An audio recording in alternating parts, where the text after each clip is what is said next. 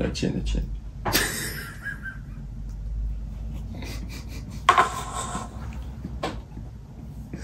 Ça va être si long.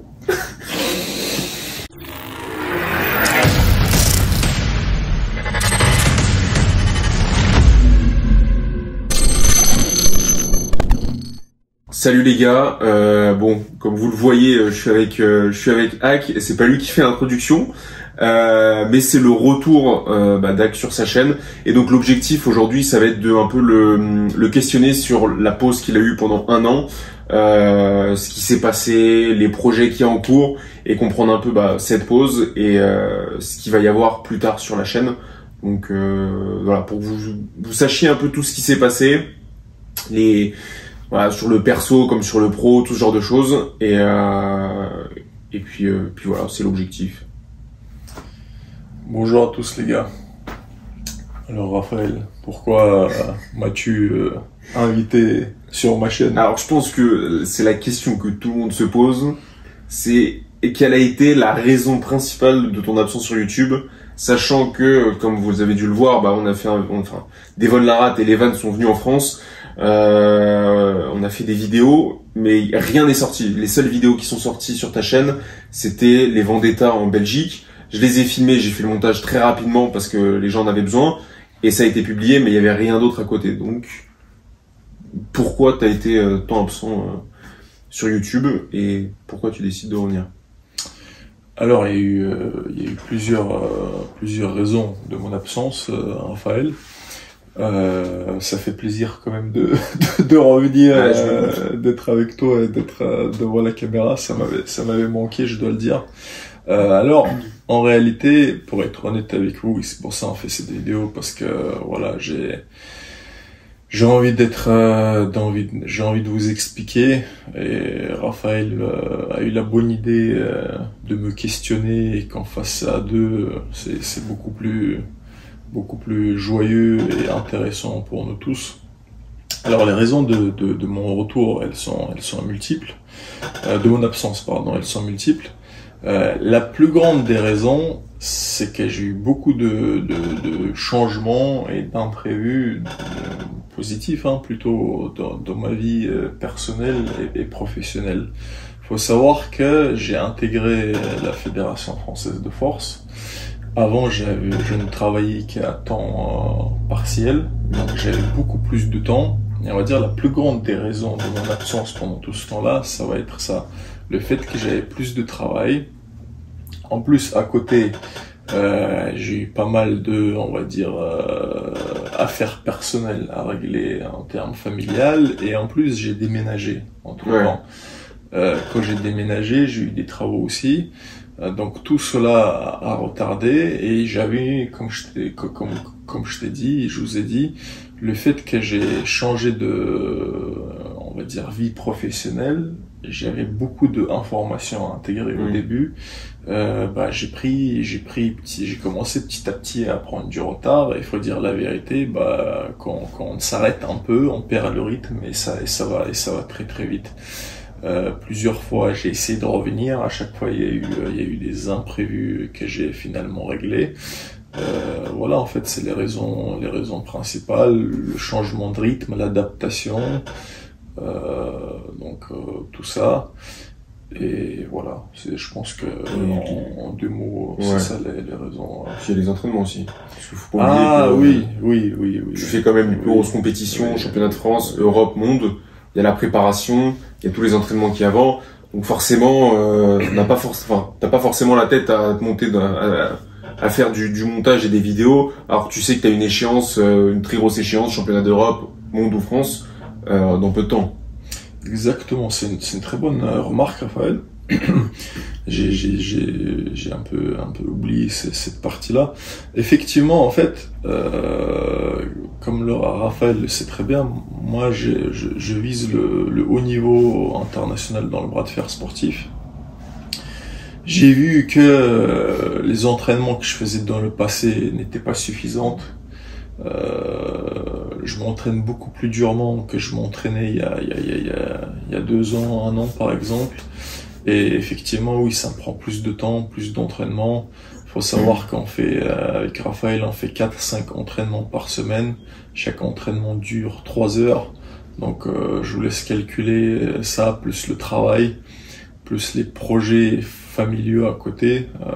Faut savoir que moi, je suis marié. On est très, que ce soit Raphaël ou moi, on est très famille, on se réunit, on essaie de passer du temps avec la famille, etc. C'est des choses que moi j'essaie de, comme Raphaël, de pas négliger. Ça aussi, ça compte dans la balance. Enfin bref, tout ça globalement a fait que, voilà, il y a eu cette perte pendant 1 an. Mais si on fait cette vidéo justement, là, je pense que la question que Raphaël va me poser, ça va toucher cette partie-là aussi. Mais je vous fais un petit début. En fait, si on fait cette vidéo, c'est que j'ai repris le rythme. Je me suis organisé et les vidéos, je dois avoir au moins 2 mois de minimum de retard. Comme Raphaël a dit, sur les vidéos que j'ai fait avec Devon, les vidéos que j'ai fait avec Levan. Alan, la vidéo avec Levan, t'inquiète pas, elle va sortir, parce que je te vois venir. Voilà, en fait, on va ressortir les vidéos en retard, parce que j'y tiens et j'ai promis comme à Alan et à plusieurs autres personnes que j'allais les sortir, je vais pas les laisser, même les vidéos d'Open que j'avais filmées. Donc je vais les ressortir et à partir de là, au bout de 2 mois de vidéos, 3 mois de vidéos de retard que j'aurai sorti, il y aura d'autres vidéos qui vont venir et on va partir sur un rythme. Au minimum, au pire des cas, en cas de urgence, vous aurez une vidéo tous les 2 semaines. Dans un rythme normal, vous aurez une vidéo chaque semaine, comme je faisais avant, pendant des mois et des mois. Voilà les gars. Et j'avais une question en tête et je l'ai oublié. Tu parlais, oui. Alors déjà première remarque, le fait que ils reprennent les vidéos, enfin que tu reprennes les vidéos que tu avais en retard avec des vols, les vannes et tout, ça permettra aussi de filmer les vidéos, de filmer d'autres vidéos pendant qu'il va les publier et ensuite récupérer un rythme classique. Donc première chose. Deuxième chose, il y a un changement aussi qu'il va y avoir sur ta chaîne, c'est que tu ne vas plus filmer les Open. Et ça a été le cas du coup avec l'Open d'Île-de-France, où ça a été ton premier test, de faire un live plutôt que de filmer à proprement parler. Et pourquoi tu as décidé de fonctionner comme ça maintenant ? Alors en fait, faire des montages de filmer les Open, en plus on a une discussion sur ça, Raphaël, c'était ton idée, c'était une très bonne idée d'ailleurs. En fait, j'ai décidé d'arrêter de filmer les Open parce que je trouvais pas que ça a un grand intérêt, si vous voulez. Me filmer moi, mes combats, parce que les gens me suivent et une bonne chaîne qui marche, c'est une chaîne qui s'identifie souvent à une personne ou à des groupes de personnes. Je trouvais que ça faisait un peu archive, répertoire, et ma chaîne, je voulais pas qu'elle prenne cette forme-là. Ouais. Ça, c'est la première raison. Et la deuxième raison pour pas laisser les gens sans rien, on a fait un test. Là, pour le coup, c'était moi qui ai eu une illumination à 3 heures du matin. Raphaël, c'est quel jour? Je suis parti dans l'inspiration, comme ça nous arrive.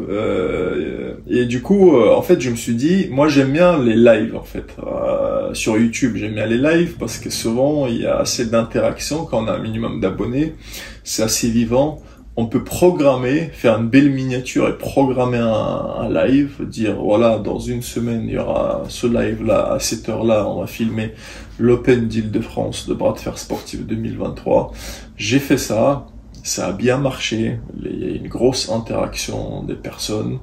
Les gens m'ont remercié pour des gens qui ont pas pu venir à l'Open, soit parce que l'entrée était payante, ils avaient pas forcément les moyens, soit ils avaient pas le temps, soit ils avaient l'un ou l'autre ou une autre raison. Ils peuvent suivre le live et suivre la compétition en live avec les émotions en live, comme on fait avec les pay-per-view, mais cette fois c'est gratuit et accessible pour tous. Il suffit d'avoir une bonne connexion. voilà, un bon appareil et on fait des beaux lives.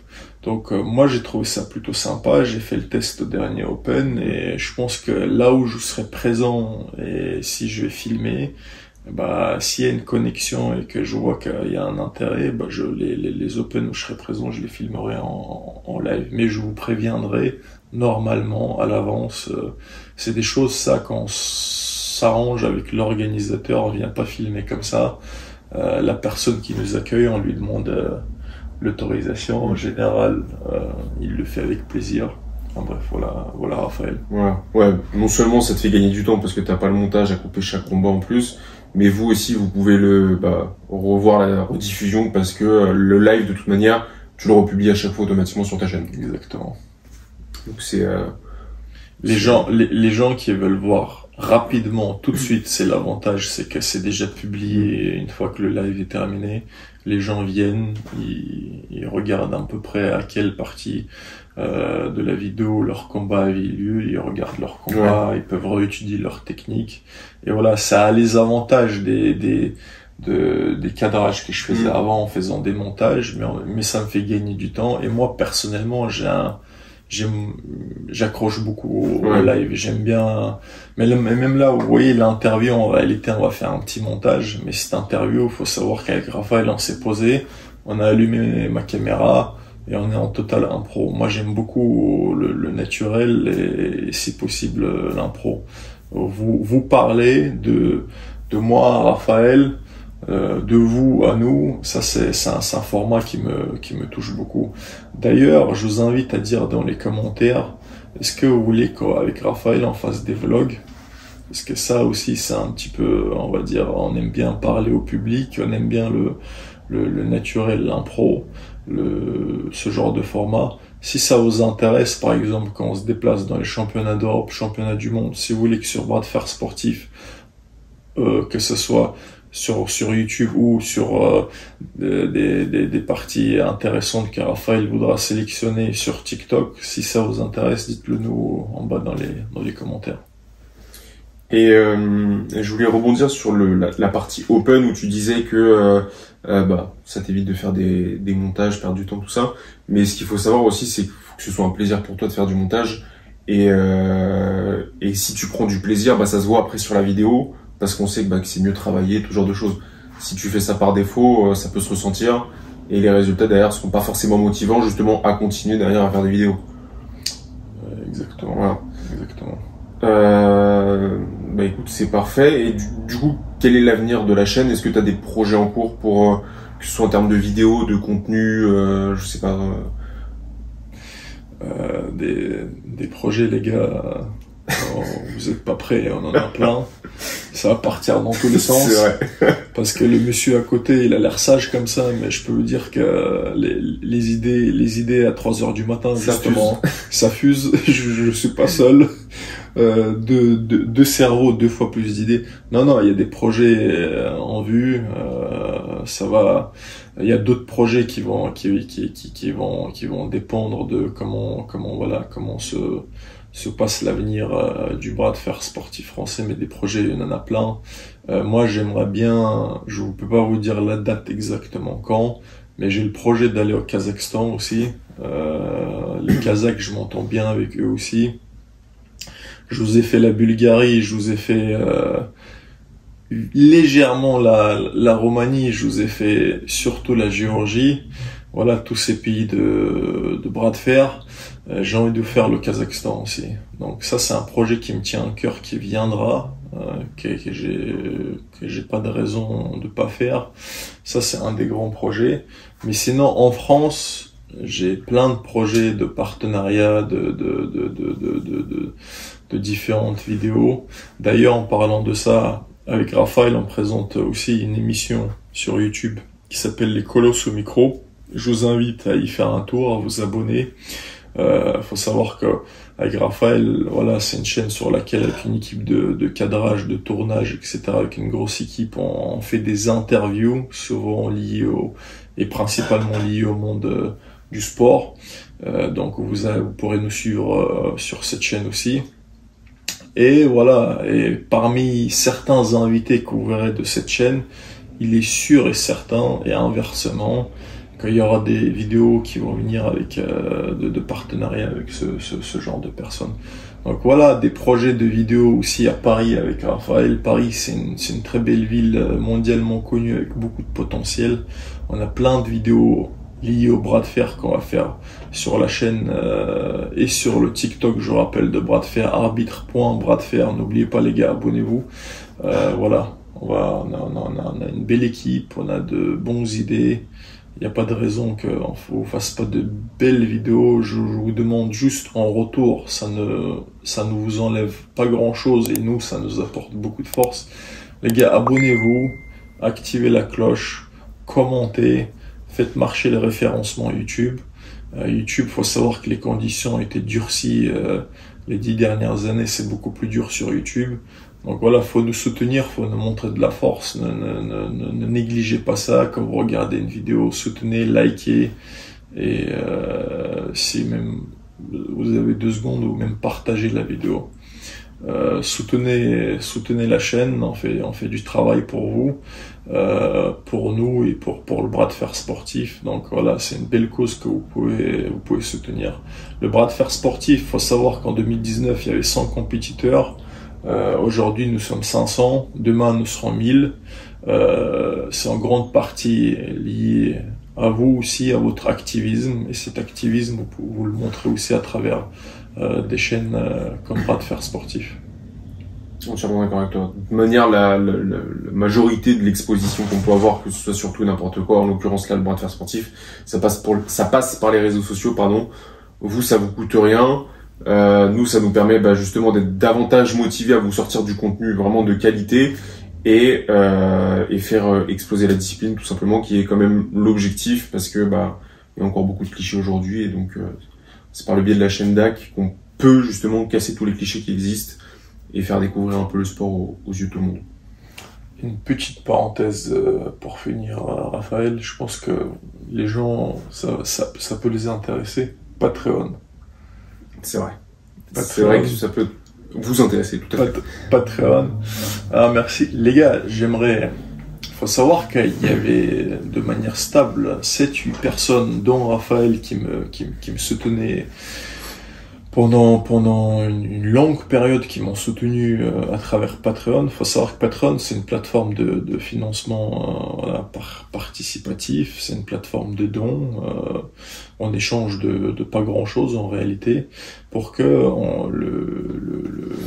les blogueurs comme moi puissent faire un meilleur contenu d'une meilleure qualité, faire les voyages par exemple quand je me déplace à l'étranger pour vous faire du contenu, pour financer ça. Déjà premièrement, j'aimerais te remercier Raphaël, j'aimerais remercier tous les autres contributeurs qui ont contribué. Je sais que parmi certains, il y en avait qui n'avaient pas forcément les moyens d'eux. Ils m'ont financé, ils m'ont soutenu, même les quelques deniers qu'ils ont donnés, ils ont servi à la chaîne, au matériel, etc. Donc, premièrement, je tenais à vous remercier. La deuxième chose que vous devez savoir sur Patreon, c'est que Patreon, j'ai arrêté assez récemment. J'ai arrêté parce que, voilà, je me suis dit que il y a plusieurs raisons à cela. Une des raisons, c'est que j'ai vu à quel point Patreon taxait les financements que vous me faisiez, et la somme que moi je recevais au final et que vous avez financé n'avait rien à voir avec ce que je recevais. Donc je trouvais que c'était un petit peu abusé au niveau des taxes. Il y avait différentes taxes, ils vous prélevez vous, ils me prélevaient moi. Donc ça, j'ai trouvé la plateforme, ça m'a moins accroché, si vous voulez. La deuxième raison, au fil des années que j'ai testé Patreon, je me suis rendu compte que c'est pas mon truc. En tout cas, c'est le pressentiment que j'ai. Et je suis pas quelqu'un qui a pareil, la dernière discussion qui m'a un peu fait ouvrir les yeux, c'était une discussion avec Raphaël. Je me suis rendu compte que c'est des trucs qui m'accrochent pas, et j'ai envie d'être moi-même en fait. J'ai pas envie de me forcer à faire des choses que les gens font d'habitude. Certes, les financements ça aide, Mais honnêtement, je préfère, je sais pas, faire d'autres choses à côté, faire un autre truc, gagner les moyens de ça autrement. C'est pour ça, moi, aujourd'hui, la seule chose que j'attends de votre part, c'est que vous regardez les vidéos, c'est que vous prenez du plaisir. S'il y a des critiques constructives, allez-y. La section commentaires, elle est faite pour ça. Le but, on n'est pas parfait, on n'a qu'un seul, un seul cerveau ou deux cerveaux dans le cadre actuel. On peut se tromper. Donc vous pouvez donner votre avis. Quand c'est critique, vous pouvez y aller de manière constructive. Si vous aimez, vous faites le savoir aussi dans les commentaires. Likez, partagez et soutenez-nous de cette manière. Je n'ai rien d'autre à dire. Voilà. Les gars, cette vidéo, franchement, de vous à nous, ce fut un vrai plaisir. Je pense que Raphaël, il a apprécié aussi la vidéo. Je pense que ça se ressent. Qu'est-ce que je veux dire? Cette vidéo d'interview avec mon ami Raphaël est maintenant terminée. J'espère que cette vidéo vous a plu. Si vous voulez d'autres vidéos de ce genre, faites-le nous savoir dans la section commentaires. N'oubliez pas, les gars, que la détermination et le travail payent. Force et honneur. Merci, Raph. Avec plaisir.